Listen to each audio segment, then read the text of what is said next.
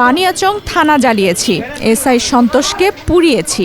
থানায় বসে ওসিকে এমন হুমকি দিয়ে আলোচনায় আসা হবিগঞ্জ জেলা বৈষম্য বিরোধী ছাত্র আন্দোলনের সেই সদস্য সচিব মাহাদি হাসানকে আটক করেছে পুলিশ। প্রশাসনের নিষেধাজ্ঞা উপেক্ষা করে বিক্ষোভ মিছিলের প্রস্তুতিকালে মাহাদির সঙ্গে বৈষম্য বিরোধী ছাত্র আন্দোলনের অপর দুই নেতা মির্জা সুমন ও রাকিবকেও আটক করা হয়। RICL TMX, যুগের পর যুগ স্থাপনা থাকে মজবুত। 17 আগস্ট সোমবার বিকেল 5:30টায় হবিগঞ্জ শহরের কোর্ট মসজিদের সামনে থেকে তাদের আটক করা হয়।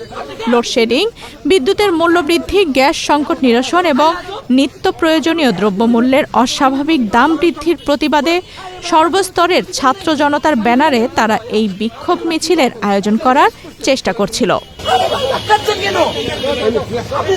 হবিগঞ্জ সদর মডেল থানার ভারপ্রাপ্ত কর্মকর্তা জাহিদুল হক জানান, আইন শৃঙ্খলা ও শান্তি শৃঙ্খলা ভঙ্গের আশঙ্কা থাকায় ওই কর্মসূচির কোনো অনুমতি তাদের দেয়া হয়নি।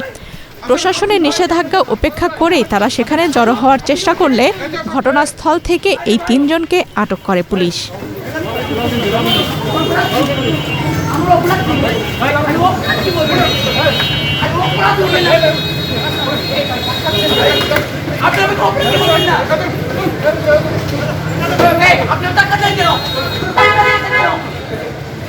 আইন বিরোধী কাজ